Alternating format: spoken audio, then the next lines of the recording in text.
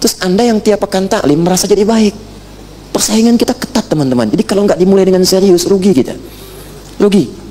Jadi ada kebaikan manusia itu diketahui setelah dia wafat. Ada. Bahkan ada yang dimuliakan. Dimuliakan itu bahasa Arabnya karim. Kemuliaannya disebut karamah. Maka disebut karamah hanya berlaku bagi manusia biasa, mukjizat bagi Nabi dan Rasul. Ada kemuliaan manusia yang diangkat oleh Allah diketahui setelah wafatnya. Begitu meninggal, tukang ojek datang, tukang becak datang, pemulung datang, pengen nyolatin, pengen kemudian datang ke rumah takziah juga. Allahu Akbar. Ini amalan apa orang ini? Jelas ya? La hasada, tak boleh hasad. Dosa hukumnya. Bisa berkurang pahala. Illa fisnatain, kecuali pada dua hal. Rajulun atahullahu al-Qur'ana fayatsluhu ana al-laili wa atrafan nahar. Seorang yang dianugerahi oleh Allah kecintaan pada Al-Quran. Allahu Akbar. Ada yang menghafal. Nah, ini harus hasad ini, gibah pada anak kecil usia 4 tahun hafal Quran. Anak kecil Pak, Bu, 4 tahun, matanya nggak lihat. Mata nggak lihat tapi hafal Quran.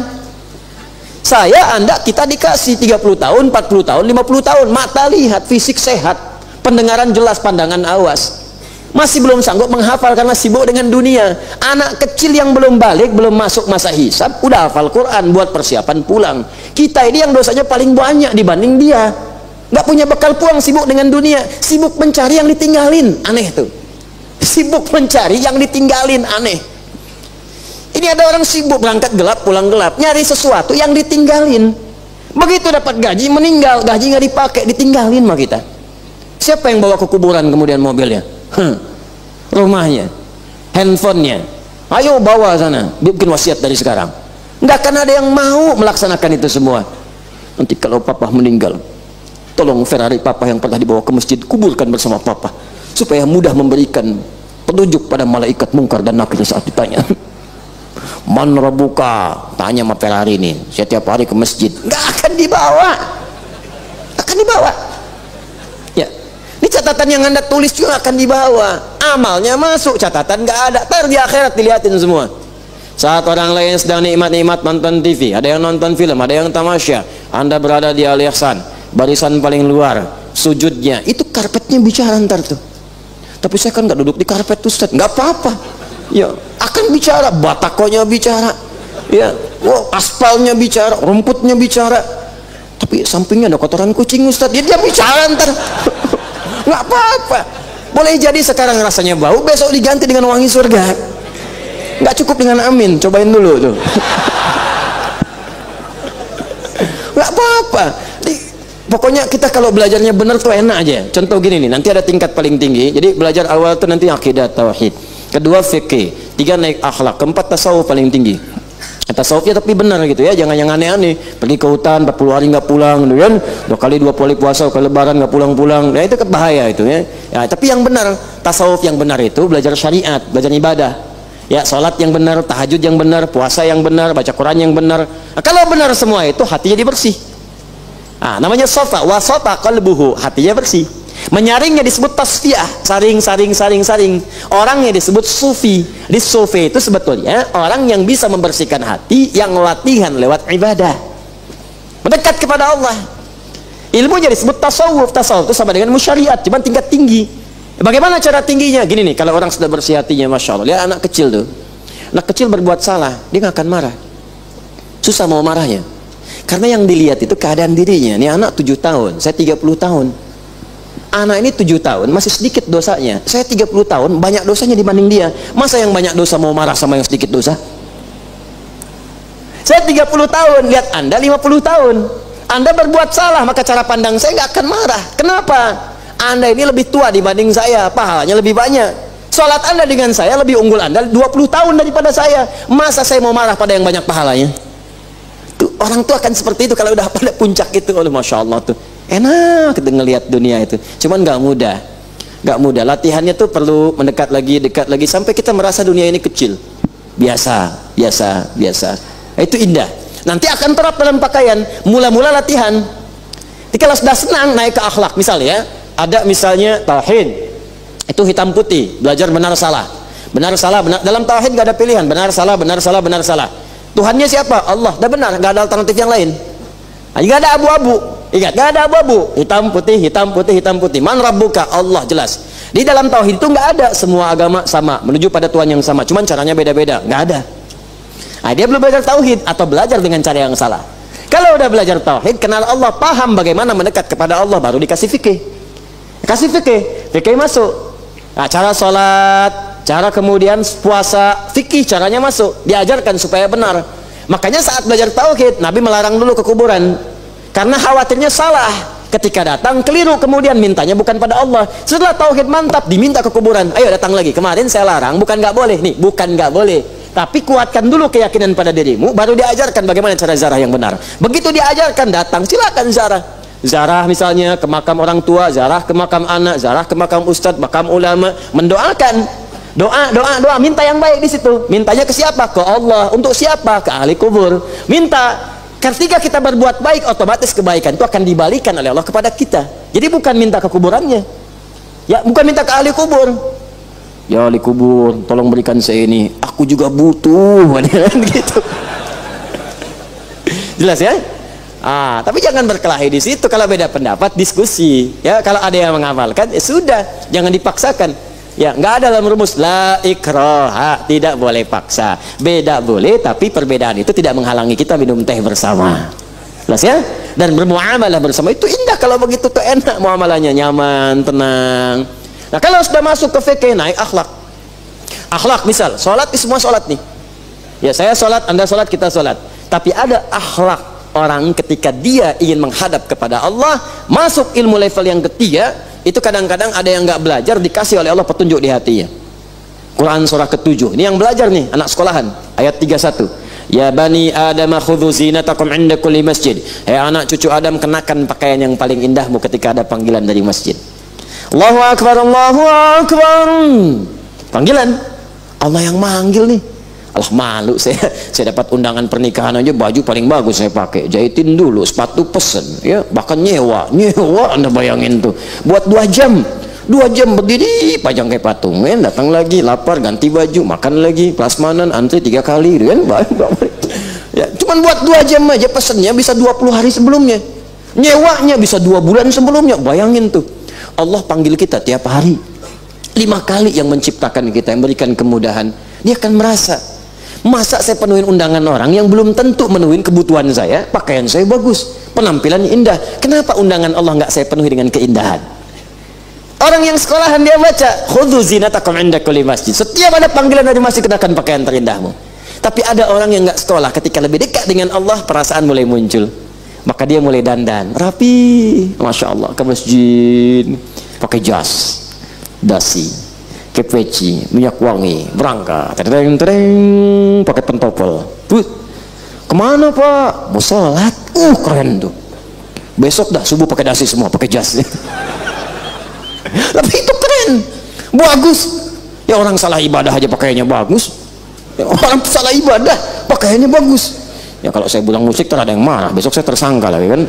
Ya, orang salah ibadah pakaian bagus, masa kita yang benar ibadah nggak bagus? Pakai yang paling indah. Yang nggak harus pakai jas, yang paling pantas kita kenakan, yang paling halal kita miliki, pakai. Itu ilmu tingkat tinggi tuh. Ya, bahkan ada orang yang mengeluarkan pakaian-pakaian di Quran. Saya karena belajar saya pakai. Ada pakaian ahli surga, pakaian penghafal Quran, bajunya hijau, pakai. Ya, kita kan baca Al-Kahf kan? Al-Kahf ya, malam Jumat tuh ada surat Al-Kahf ayat 31. Anda nggak baca? Kenapa nggak diamalin? Ya, baca nggak ayatnya? Ulaika lahum jannatu adnin tajri min tahtihimul anhar yuhallawna fiha min asawir wa yalbasuna thiyaban khudra. Ada orang-orang akan masuk surga Aden. Siapa yang masuk surga Aden? Di antaranya ahli Quran. Ada yang rajin beramal. Dari mana taunya ahli Quran? Buka Quran surah Fatir 35 ayat keberapa? Ayat 33. Ayat 32-nya ahli Qurannya, ayat 33 jannatu Adennya.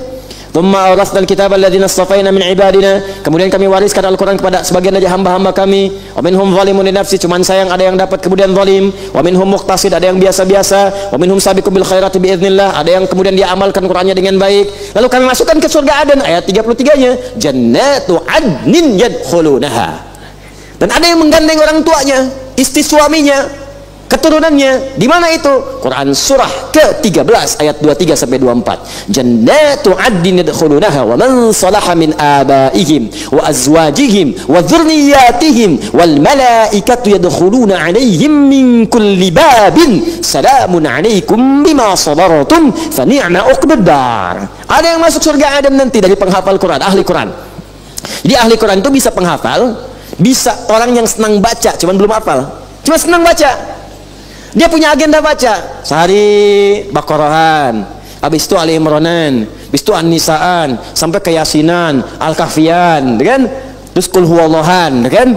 Ya Al-Falakan, An-Nasan, kan? Gak apa-apa, baca senang dia, tertib teratur, sampai dia punya program one day one juz. Ya, one day 3 juz, kan? Ada yang sepekan 30 juz, 5 hari, 1 hari 5 juz, dibagi waktu sholat, subuh 1 juz, duhur 1 juz, asar 1 juz, kemudian maghrib 1 juz, isya 1 juz, 5 juz. Supaya nggak susah, bagi 2, sebelum subuh setengah juz, setelah subuh setengah juz, sebelum duhur setengah juz, setelah duhur setengah juz. Itu enak, itu gampang. Kalau 1 juz 30 menit, setengah juz 15 menit. Kalau lama 1 jam 1 juz, berarti setengah juznya 30 menit. 30 menit sebelum subuh, 30 menit setelah subuh. Bisa. Setelah subuh kan panjang sampai zuhur. Bagi lagi misalnya ke berapa bagian? 5 menit, 5 menit. Bisa. 6 sesi. Jadi terasanya mudah. Itu kalau benar seperti itu. Ada lagi yang ketiga, ahli memaknai Quran, senang tafsir. Al-Fatihah dikaji, gitu kan? Dan selesai maknanya pindah lagi. Juz amma dulu, pindah. Itu kalau benar-benar demikian jadi ahli Quran. Dengan cintanya pada Al-Quran, bukan hafalnya, cintanya. Dia cinta benar. Masuk surga Aden. Nah, apa perilakunya? Diamalkan isinya. Apa diantaranya? Saat masuk surga Aden nanti, dia akan pakai pakaian sutra dengan gelang-gelang emas, bajunya hijau. Hijau. Sekarang dipraktekkan sama tukang rokok. Ya? Jelas ya? Itulah hasada ila fitnatain. Yang kedua, rajulun atahullahul mala fayunfiquhu ana al-laili wa atrafan nahar. Yang kedua, Allah anugerahkan harta benda. Rajin infak. Oh, infak seneng dia. Ya, ada yang sirran, nggak mau kelihatan. Pokoknya jadilah gitu. Udah. Pembangunan bisik-bisik aja. Pak, butuh berapa? Sekian. Udah. Tiba-tiba dia kirim pasir, kirim apa, nggak mau orang tahu. Nah, itu sirran. Ada dulu orang sering sedekah. Ini banyak orang sedekah ya, sedekah itu tinggi itu manfaatnya. Jadi kalau Anda misalnya anak nih pengen dibuka oleh Allah ilmunya apa, orang tua sedekah. Ya, walaupun kecil-kecil, nggak ada materi berdoa, minta doa itu bagian dari wasilah. Ya 1000, 2000, belikan makanan, kasih penghafal Quran, niatkan supaya anak saya dibuka kepintarannya, silahkan. Dibuka ilmunya boleh, ada. Syekh Nawawi Al-Bantani setiap mau ngaji dari Banten nih. Ya, ini ada rombongan dari Matlaul Anwar dari Menes. Ada Syekh Nawawi dari Banten. Syekh Nawawi Al-Bantani itu setiap mau ngaji sedekah dulu. Apa niat sedekahnya? Ya Allah, jadikan dengan sedekah ini saya tidak pernah mengetahui aib guru saya. Allahu Akbar. Makanya berkah ilmunya. Karena memang di dalam kitab ilmu itu, kitabul ilmi, kalau ada murid sudah bersikap buruk pada guru atau bahkan berpikiran buruk aja pada guru, maka dia tidak akan mendapatkan keberkahan ilmunya. Gak akan dapat. Ya. Ngaji di mana? Sadari, bidah. Nah udah tuh nggak akan masuk. Kita kasih yang benar pun nggak akan diambil. Dikasih yang benar pun nggak akan diambil, nggak akan masuk. Manhajnya beda manhaj. Nggak akan masuk demi Allah saya katakan. Jangankan Anda berikan ilmu, sebut nama saya akan ditolak. Saya kasih Quran aja nggak akan diambil. Di Bandung saya hadiahkan ke MUI Bandung, Jawa Barat. Nih mushaf, silakan sebarkan. Mushaf itu firman Allah. Sampai ke satu masjid nggak diterima, ditolak. Dari siapa ini? Ustadz Adi katanya. Oh udah, itu manhajnya beda, balikin lagi Quran itu firman Allah, Joni. Bukan bacaan di Hidayat. Tuh, oh benar tuh. Anak kecil aja paham. Ini di mana ditaruh akal sehatnya ini? Saya bingung ini, belajar apa sebenarnya ini? Belajar apa? Ini hati-hati gitu kan. Tapi kita pun sering mendoakan jangan bersikap yang sama. Mungkin belum tahu. Orang belum tahu diberitahu, bukan dimarahi. Kalau dimarahi apa bedanya gitu kan? Ya, kalau tetap ngotot tinggal tidur aja. Udah, tinggal tidur, doakan, udah selesai. Tapi jangan bersikap yang sama. Saya tidak mengajarkan mencaci maki, tidak boleh. Ya, ajarkan yang baik-baik. Kalau belum paham, ya sudah. Ya, jelas ya? Ila fitnatain, harta, infak.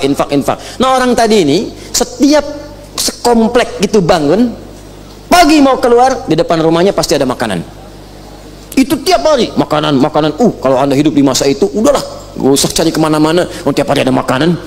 Ya, bangun pagi makanan, keluar rumah makanan, sampai sekomplek bingung. Dulu masih ada ronda. Ini kisah nyata itu di masa-masa orang soleh dulu. Ronda untuk menemukan siapa orang yang ngasih makanan ini. Sampai malam mereka. Malam-malam itu kan nunggu. Nggak ada orang. Begitu mau menjelang fajar lah, kayaknya nggak ada malam ini. Balik ke rumah masing-masing. Begitu fajar mau keluar, sudah ada makanan depan rumahnya. Ini kisah nyata. Nah, bagaimana ketahuannya? Tiba-tiba ada seorang meninggal. Begini orang itu meninggal, diantar ke kuburnya, dan disolatkan dan segala rupanya.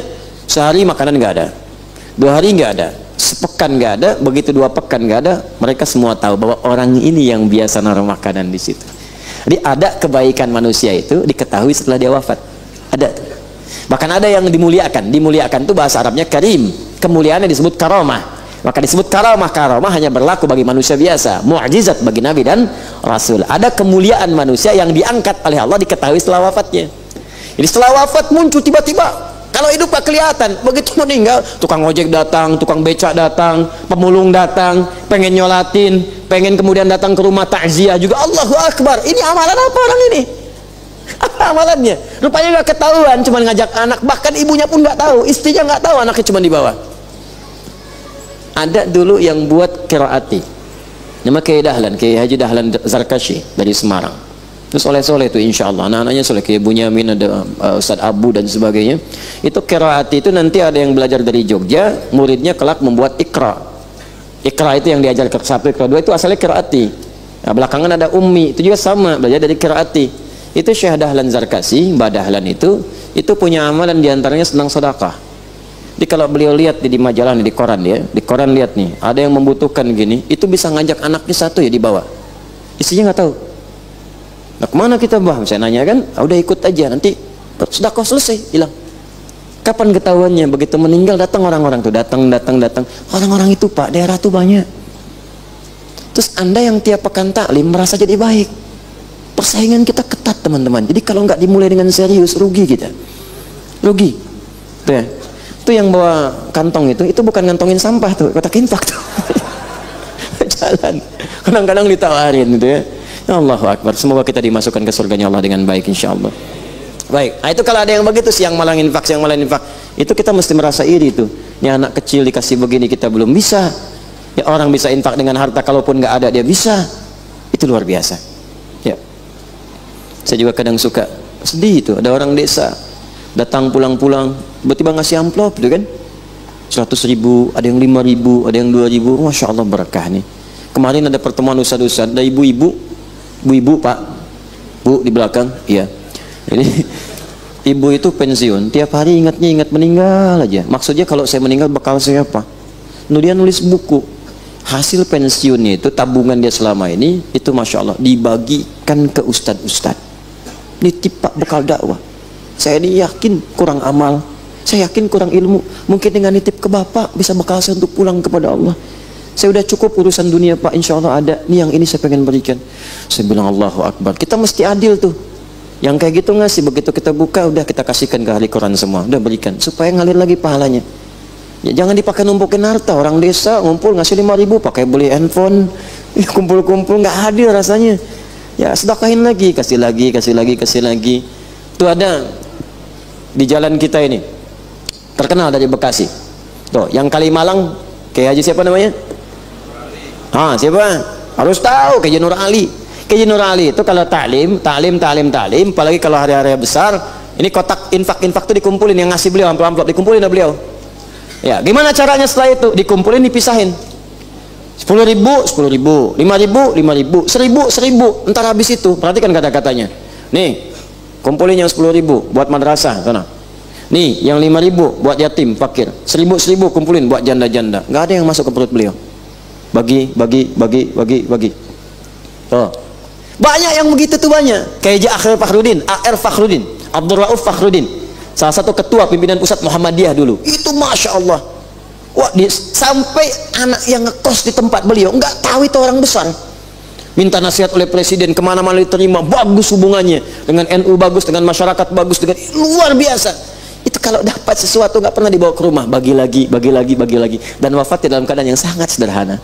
Tapi pancaran auranya sampai sekarang masih ada. Kita di mana?